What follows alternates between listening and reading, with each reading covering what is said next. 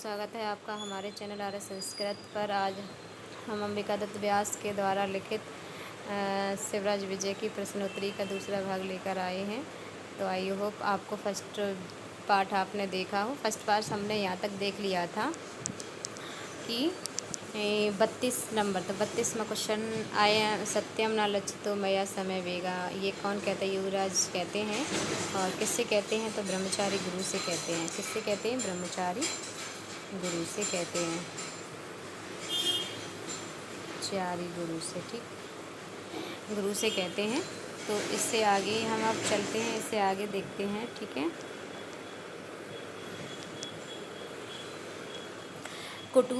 कुटीर थी, कुटीर जो बनी हुई थी, जो कुटिया बनी हुई थी, है ना, कि दक्षिण में क्या था, ठीक है।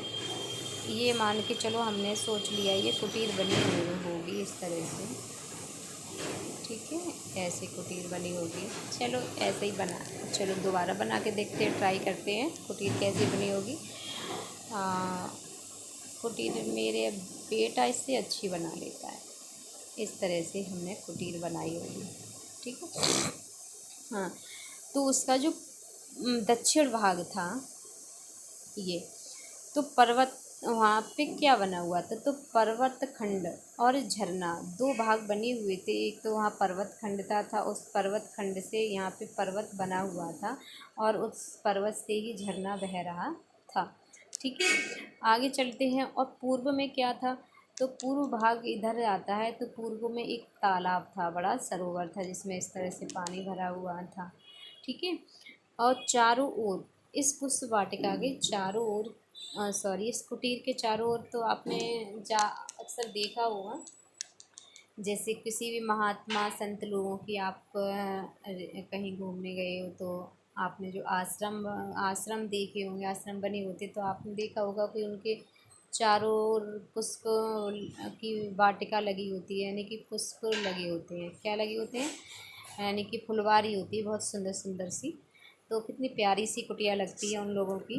मुझे तो बहुत अच्छा लगता है वहाँ, और अच्छा भी लगना चाहिए, है ना भाई, एकदम प्रकृति के समीप रहते हैं, अच्छा लगता है। तो आप समझ गए ना कि जो कुटीर थी, कुटीर बनी हुई थी, उसकी दक्षिण में क्या था? दक्षिण में एक पर्वत खंड था, झरना था, ठीक है। पूर्व में क्या था? सरोवर था। अब आप याद कैसे रखोगे? आप भूल जाओगे। तो पूर्व आ रहा है ना, तो पूर्व में बा लास्ट में आता है, पूरब, है ना, रव आ रहा है, यहाँ बर आ रहा है, बस इसी से समझ लेना। यहाँ पे देखो रव आ रहा है, इसका उल्टा रव आ रहा है, सॉरी, व, है ना, वाह है, और यहाँ वर आ रहा है। तो आप इसी से समझ लेना कि सरोवर की बात कर रहा है, यानी तालाब की बात कर रहा है ना, तालाब, पोखर, कुछ भी कह लो। और उसके चारों ओर तो आप इमेज कर सकते हो, अपने अपने अंदर एक चित्र बना सकते हो कि कुटिया है तो ऑब्वियसली उसके चारों ओर सुंदर पुष्प वाटिका ही होगी, है ना, कि फुलवारी क्यारी ही लगी होगी। तो देखा होगा, ठीक है। आगे चलिए, आगे चलते हैं। एक 36 नंबर का क्वेश्चन ये कहता है कि कार्यम, यहाँ पे वो कार्यम व सादेहम देहम व पातीयम, यह उक्ति किसकी है? तो ये उक्ति है, ये सार गर्भित उक्ति है शिवाजी महाराज की, वीर शिवाजी महाराज की ये उक्ति है। ये मोस्ट इम्पोर्टेंट क्वेश्चन है, ठीक है, मोस्ट इम्पोर्टेंट क्वेश्चन है ना। कार्यम, अब तो ये है ना कि इतने बार पूछी जा चुकी है, हमें नहीं लगता कि आप लोगों को किसी को याद नहीं हो। ये तो हमेशा सबको याद ही रहनी चाहिए। कार्यम बस सादे में तो कार्य सिद्ध होगा, या तो देही नष्ट होगी, ठीक है। आगे चलिए। क्वाचित मंदिराणि विद्यन्ति, क्वाचित मंदिराणि विद्यन्ति कह वक्ता, इसके वक्ता कौन है, ठीक है। तो वो कहते हैं कि ये ब्रह्मचारी गुरु का कथन है, क्वाचित मंदिराणि विद्यन्ते। तो ये किसका कथन है? ब्रह्मचारी गुरु का कथन है, ठीक है जी। आगे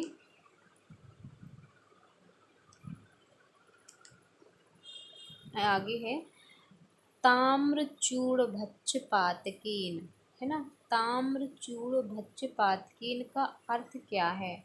मुर्गा खाने के पाप से, है ना। ये अर्थ पूछा गया है कि ताम्रचूड़, है ना। देखो ताम्रचूड़ तो मुर्गा खाते हैं, पातकीन माने पाप से, ठीक है। मुर्गा खाने के पाप से। भक्षणम, ताम्रचूड़ भक्षणम का अर्थ है मुर्गा खाने के पाप से।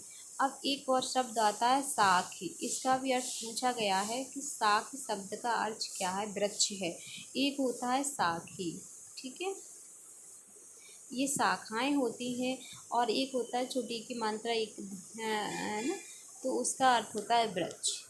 आगे चलिए, आगे चलते हैं कि वीर विक्रमादित्य के मरे कितने दिन, यानी वीर विक्रमादित्य को मरे कितने दिन हुए थे। को आएगा यहाँ पे, आप पढ़ लेना, है ना, वो तो मुझे जल्दी में नोट्स ऐसे ही बन गए। तो वीर विक्रमादित्य को मरे कितने दिन हुए थे? तो 17,000 वर्ष पूर्व हुए थे। ये कौन कहता है? ये भी प्रश्न आ सकता है कि ये कहता कौन और किसको बता रहे थे।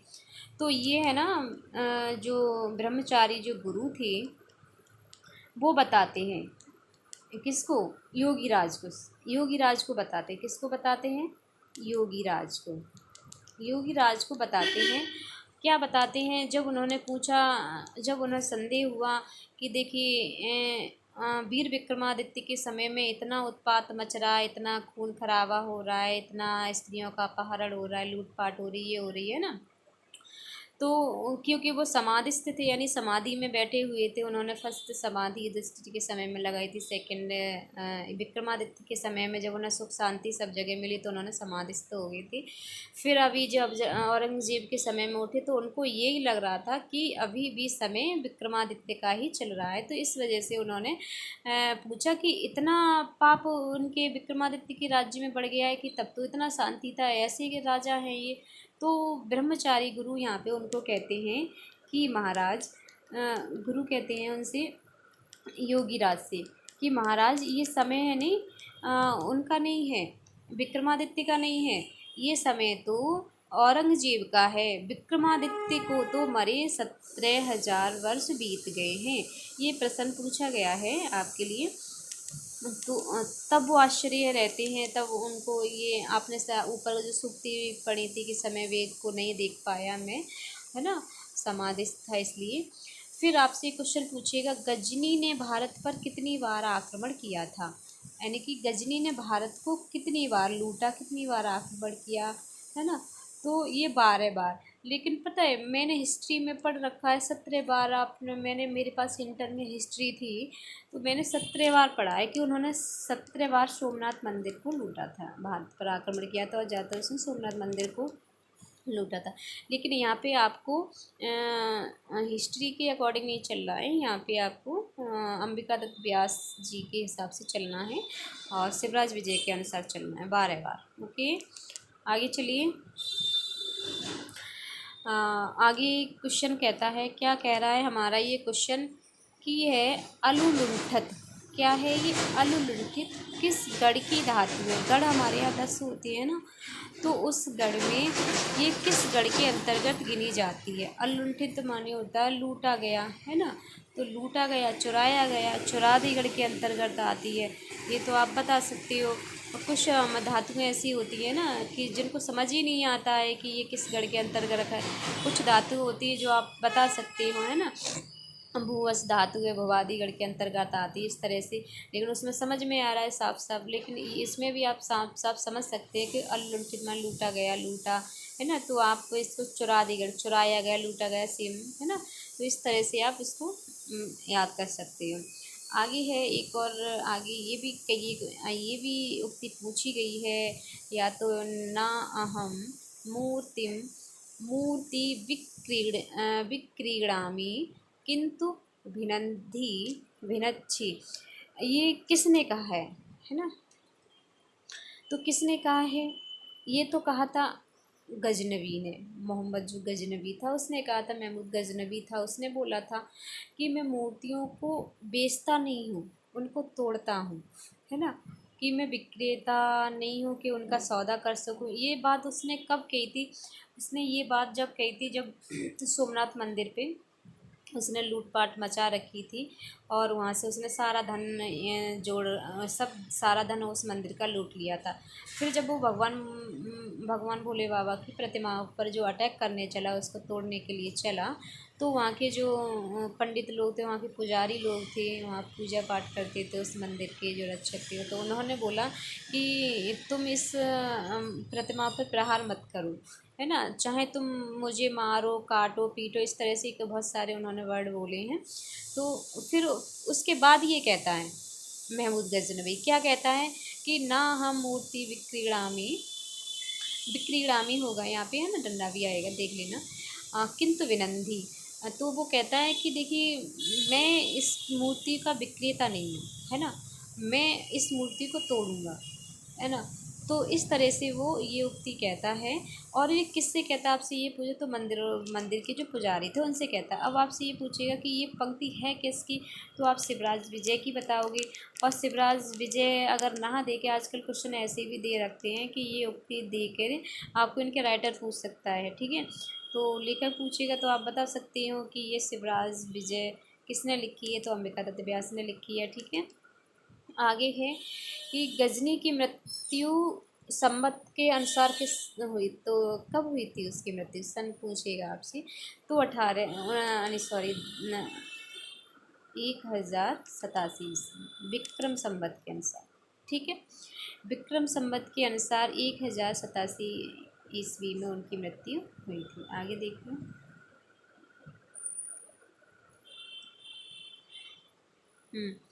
आलमगीर उपाधि धारण की थी।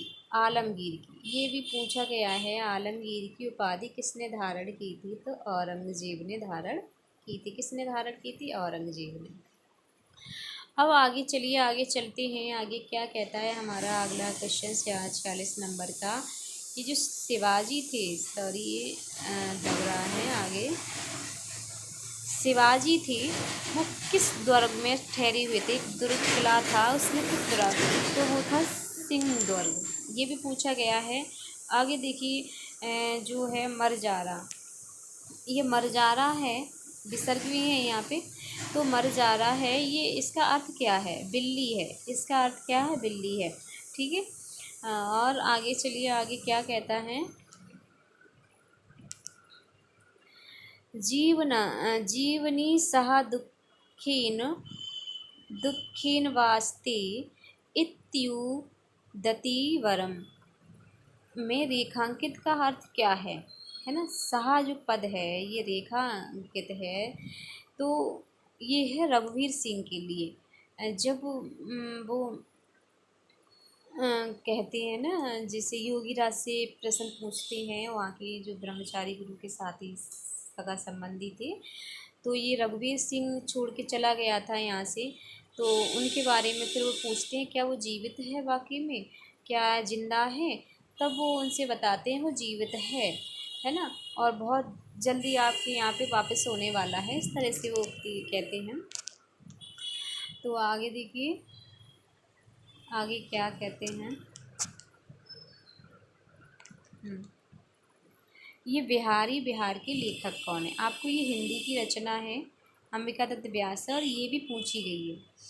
ये अभी उसमें ये जो जूनियर एडेड की जो भर्ती हुई थी ना, उसमें आया था, जूनियर एडेड वाला, जूनियर एडेड वाला जो आया था ना, हाँ, तो उसमें ये पूछा गया था बिहार, तो कंफ्यूज हो गई, बिहार हिंदी की है ना, बिहारी की तो नहीं है कहीं, नहीं, अंबिका दत्त व्यास की है ये, ठीक है। आगे देखिए, गौर सिंह किस रंग के शिष्य थे, तो गौर सिंह गोरे थे, उनके नाम में ही गौरवपन आता है, ठीक है। आगे चलिए, आगे क्या था। अब देखिए, शिवाजी का बाल मित्र, बचपन का मित्र कौन था, माल्यश्रीक था, कौन था, माल्यश्रीक था। आगे योगीराज कहाँ से उतर रहे थे, तो पर्वत खंड से उतर रहे थे। देखिए, कुटीर बनी हुई थी ये, तो कुटीर के दरवाजे से जब वो लोग निकल रहे थे, तो उन्होंने सामने पर्वत खंड, अब दक्षिण भाग में क्या था, पर्वत खंड ही तो था, झरना था, तो वहीं से योगी राज उतर रहे थे। तभी तो उन्होंने दोनों ने, श्याम बटुक और बटुक ने देखा वो उतर रहे हैं, योगी राज आ रहे हैं, है ना। इस तरह से कोई ऋषि अवतरित उतर रहे हैं वहाँ से, तो तभी तो वो उनको आदर सत्कार के लिए अपने पास बुलाते हैं। आगे देखिए 53 नंबर, मुकुटमणि महाराष्ट्राणाम किसका विशेषण है। तो आप बता सकते हैं कि महाराष्ट्र का मुकुटमणि किसको कहते हैं, है ना। तो शिवाजी महाराज को। शिव इव धृतावतारः, है ना, कौन है। शिववीर के लिए कहा गया है, शिववीर यानी शिवाजी के लिए, ठीक है, शिव के समान जिसने अवतार धारण किया हो, है ना। आगे देखिए, सोमनाथ मंदिर की जंजीर कितने मन की थी। जंजीर, ये जो जंजीर बनी हुई थी, आगे एक मिनट आपको बना के दिखा रहे हैं।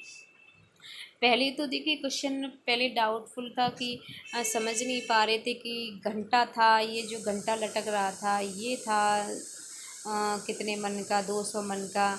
कि फिर जब क्वेश्चन पढ़ा गया तब ढंग से पता चला कि नहीं, जंजीर में लटका हुआ था। कितने मन की जंजीर थी, 200 मन की। अब 200 मन की जंजीर में आप लगा सकते, तो घंटा भी कितना बड़ा रहा होगा, है ना। घंटा भी तो काफ़ी बड़ा रहा होगा। आप अब सोच लीजिए, आगे चलिए। अब आप नहीं भूलेंगे कि जंजीर थी 200 मन की। क्या थी, जंजीर थी 200 मन की, है ना, 200। अच्छा, आप इस तरह से लिख सकते हैं कि अगर आपको नहीं याद रहा घंटा है, आप देखिए इस तरह से 200 लिखेंगे तो ये जंजीर के फॉर्म में आप जोड़ भी सकते हो, ऐसे बना सकते हो। तो आप रिलेट करेंगे, अब वाह ये तो जंजीर थी, है ना। जंजीर में भी तो इस तरह के आंकड़े होते हैं ना, इस तरह की। तो आप चल सकते हैं। आगे चलिए भाई, मैंने आपको ट्रिक बता दी, आप याद कर सकते हैं। देखिए मैं आपसे, मेरे पास ना नोट्स बने हुए हैं। अभी मैं आपको नोट्स से पढ़ा रही, फिर इसमें से जो आपके लिए सबसे अच्छे बेहतर बेहतर जो क्वेश्चन हैं और जो परीक्षा के लिए बहुत उपयोगी हैं, मैं एक बार संपूर्ण सूक्तियों की वीडियोस एक एक करके, एक एक उससे साहित्य से, एक एक किताब से, जैसे कभी शिवराज विजय की सूक्ति का पूरा चैप्टर आपको पढ़ा दिया, कभी वो भी ट्रिक के साथ, ताकि आप भूलें ना, है ना। और कुछ देखिए, कुछ बातें ऐसी होती हैं कि ट्रिक के ही माध्यम से हमें समझ में आती हैं। कुछ होता है कि इतना बड़ा तो सिलेबस रहता है, हम भूल जाते हैं, कितना भी अच्छा करो पेपर में अक्सर करके गलती। और पता है, वही क्वेश्चन अक्सर करके गलत होगा जो हम जिसका आंसर जानते होंगे। ये होता है कई एक बार कि वहाँ पे हालांकि यहाँ पे कोई हमें टेस्ट सीरीज दे तो हो सकता है कि 150 में से 120-130 कर दें, लेकिन वहाँ पे जब रहता है वही माहौल कि हम एक दो पेपर देने जाते हैं तो पहले से ही डर फील किए होते कि कहीं कॉलम गलत नहीं है। जब मुझे तो ये कॉलम काले करने वाले का झंझट ही नहीं पता चलता, मुझे तो ऑनलाइन पेपर अच्छा लगता है। ऑनलाइन दो पेपर, एक बार अगर टिक भी गलत हो जाता तो क्या है, रिवाइज करके दोबारा तो सही कर सकते हो ना। ऑनलाइन तो अच्छा है। आगे चलिए, सॉरी मैंने इतनी बातें की, आगे चलिए। आगे क्या कह रहा है कि जो ब्राह्मण पुत्री पलाश वृक्षों की पंक्ति में घुसकर संयोगवश किस न्याय से आश्रम में पहुंच गई थी। ये भी पूछा गया है। न्यायवश किस आश्रम में पहुंच गई थी, भाग्यवश। तो किस न्याय से, तो घोड़ाक्षर न्याय था, ये पूछा गया है। और ये कौन सा न्याय था, ये घोड़ाक्षर न्याय था, ठीक है, ये घोड़ाक्षर न्याय था। आप तो ब्राह्मण पुत्री, है ना, जो पलाश वृक्षों की पंक्ति में घुसकर संयोगवश किस न्याय से आश्रम में पहुंच गई थी, तो गुणाक्षर न्याय है, गुणाक्षर न्याय है, ठीक है। आगे चलते हैं, आगे देखते हैं। गौर सिंह श्याम सिंह ने किसकी ओर क्या देखा, पर्वत की ओर क्या देखा।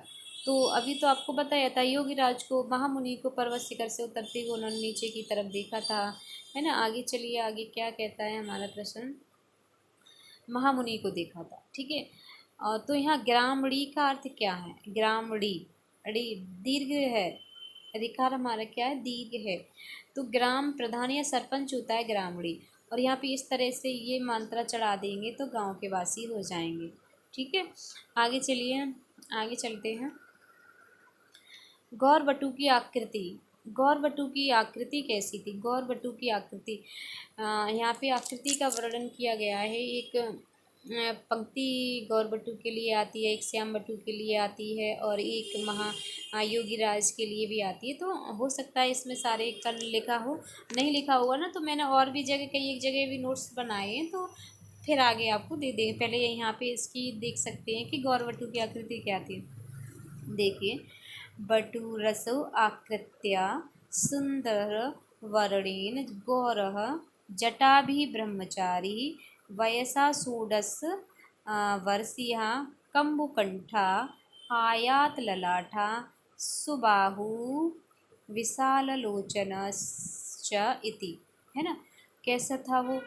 बटु रसो आकृत्या, उसकी, उस बटु की आकृति बताई जा रही है कि वो सुंदर था, है ना।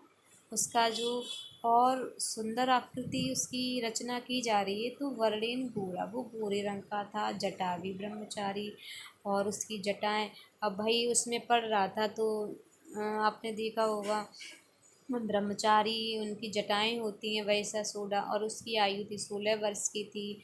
कम्बुकंठा था, आयात ललाटा था, सुबाहु विशाल लोचन थी उसकी, है ना। इस तरह से आप इसकी आकृति का वर्णन कर सकते हैं। कुछ भी दिया जा सकता है, कभी कम्बुकंठा करके, आयात ललाटा करके, वयसा 16 वर्षीय ये भी पूछा गया, कम्बुकंठा भी पूछा गया है ना। इस तरह से आप उसकी गौरवटु की आकृति के, यानी कि उसकी पूरी बॉडी उसकी किस तरह की थी, कैसा था, इस तरह से आप उसकी याद कर सकते हैं। आगे देखिए, आगे कहते हैं कि रोलम्ब कदम्बस्य का अर्थ क्या है? भौरों का समूह, ठीक है ना। भौरों का समूह रोलम्ब कदम्बस्य का अर्थ होता है। आगे देखिए, हाँ, ये नीचे जो पंक्ति दी गई है, ये ना शिवराज विजय का मंगलाचरण है, और वो भी अंबिकादत्त व्यास ने स्वयं नहीं लिखा है। वो उनको व्यास की, क्योंकि भागवत आदि कहते थे इसलिए उन्हें व्यास की उपाधि इसलिए दी गई। तो उन्होंने श्रीमद् भागवत महापुराण से ये दशम स्कंद से ये लिया है। तो क्या है ये, आप पढ़िए इसको। विश्रूढ़ माया भगवती यया मोहितम जगत, यह वाक्य कहाँ से लिया गया है? तो ये श्रीमद् भागवत महापुराण से दिया गया है। देखिए, कभी कभी कंफ्यूज कैसे हैं, किसमें कहते हैं, होती है श्रीमद्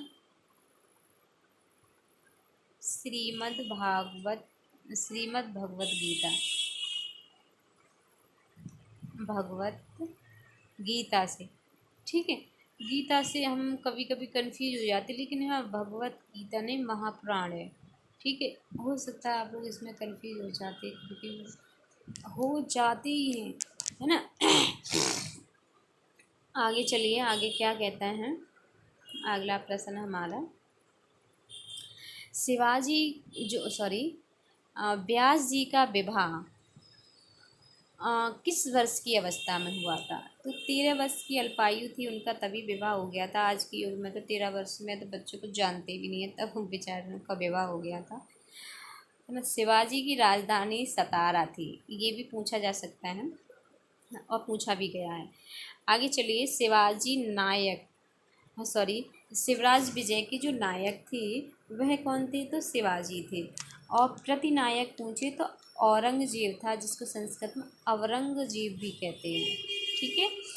आगे चलिए, आगे क्या है इसमें, चलो व्याकरणात्मक टिप्पणी भी हम इसमें देख लेते, इसमें है तो कस्तूरिका रेणुरूसित इव श्यामा में कौन सा अलंकार है? उत्प्रेक्षा अलंकार है। इव के संदर्भ में उत्प्रेक्षा अलंकार आता है, ठीक है। आगे देखिए, माँ स्म कमलनाद शरीरम शोकज्वालावदील बलिदम कारसी, यहाँ कौन सा अलंकार है? ठीक है, तो शोक रूपी ज्वाला रेखांकित में पूछ लिया है इसमें। तो यहाँ पे आप देख सकते हैं इसमें कोई भी डिफरेंस नहीं, इफ फिर कुछ भी नहीं आया है। तो शोक रूपी ज्वाला है ना, इस तरह से इसको याद कर सकते हैं। शोक रूपी ज्वाला, शोक रूपी ज्वाला, तो रूपी रूपक आ गया, ठीक है, रूपी से रूपक आ गया। यामिनी कामिनी चंदन बिंदु इव इंदु अलंकार कौन सा है? तो यहाँ पे आरोप किया गया है एक दूसरे के ऊपर। तो जब यहाँ पे यामिनी कामिनी है ना, यामिनी माने रात्र होता है, कामिनी माने स्त्री होता है ना, चंदन बिंदु इव इंदु, तो यहाँ आरोप एक दूसरे के ऊपर किया गया है। आरोप होने से यहाँ भी रूपक अलंकार हुआ है, ठीक है। आगे देखिए, आगे है मरुकरोति का विग्रह क्या होगा? मरुकरोति का, तो मरुकरोति का अमरूम मरूम करोति इति मरुकरोति, ठीक है, इसका आएगा अमरूम मरूम करोति इति मरुकरोति, ठीक है। आगे देखिए, आगे है मुंदरी कियंती, इसका विग्रह क्या होगा? तो अमंद्रा मंद्रा क्रियंती इति मंदुरी क्रियंती। आगे देखिए, अकीट किट्टम, अकीट किट्टम, ये अकीट किष्टम रिंगत तरंगत तरंगभंगः गंगः सोडित सोढ़, सोड़ीकृता में अलंकार क्या है? अनुप्रास है। तो देखिए यहाँ पे सा की अनुवृत्ति बार बार हो गई है, अंगा अंगा की अनुवृत्ति बार बार हो गई है, टाकी का की, है ना, तो इस तरह से यहाँ अनुप्रास अलंकार हो गया है। आगे, अच्छा चलिए, इतने ही थे इसमें प्रश्न, और आगे मैं किसी और पर वीडियो बनाऊंगी। तो आपको ये वीडियो कैसी लगी प्लीज़ बताइए, और मेरे चैनल को भी सब्सक्राइब करिए प्लीज़, मुझे भी मोटिवेट कीजिए ताकि मैं भी अच्छी अच्छी वीडियो आपके लिए बनाऊं। और चलिए, तब तक के लिए नमः संस्कृताएं।